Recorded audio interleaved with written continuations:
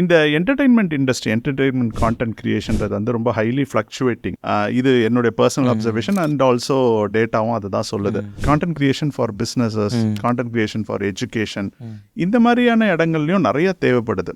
ஒரு awareness create பண்றது. Even இப்போ ஃபார் எக்ஸாம்பிள் கட்சிகள் வந்து பிரச்சாரம் பண்றதுக்கு கான்டென்ட் தேவைப்படுது. ஒரு இண்டிவிஜுவல் பர்சனல் பிராண்டிங்க்கு கான்டென்ட். அந்த மாதிரி இதுல நுழையறதுக்கு இன்ட்ரெஸ்டோ இல்ல அதுக்கான அவென்யூஸோ எதுவும் எக்ஸ்ப்ளோர் பண்ணிருக்கீங்களா? ஐடியாஸா இருக்கு, நிறைய இருக்கு. பட் என்னன்னா இப்போ நான் சொல்கிறேன் சார், இப்போ இந்த டீம்ங்கிறது இப்போ நான் பேலன்ஸ் பண்ணி எடுத்துகிட்டு போயிட்டுருக்கேன் சார். இதை பண்ணணுன்னாலும் இன்னொரு டீம் வேணும். இன்னொன்று நாங்கள் அதை ஃபோக்கஸ் பண்ணோன்னா இங்கே ஒரு எம்டினஸ் கிரியேட் ஆகிடும். ஸோ இதையும் பேலன்ஸ் பண்ணணும், அதையும் பேலன்ஸ் பண்ணும்போது நாங்கள் புது முயற்சிக்கு இப்போதைக்கு நாங்கள் வந்து ஸ்பேஸ் இல்லை சார். ஆனால் பண்ணுறதுக்கான ஐடியாஸு டிஸ்கஷன்ஸு நிறைய பண்ணியிருக்கோம். இப்போ தான் கொஞ்சம் கொஞ்சமாக ஒரு 70% நாங்கள் அதை ஃபுல்ஃபில் பண்ணியிருக்கோம். ஸோ இது வந்து ஆட்டோமேட் பண்ணிட்டோம் அப்படின்னா அடுத்த லெவல் ஆஃப் இதுக்கு நாங்கள் போயிடுவோம் கண்டிப்பாக.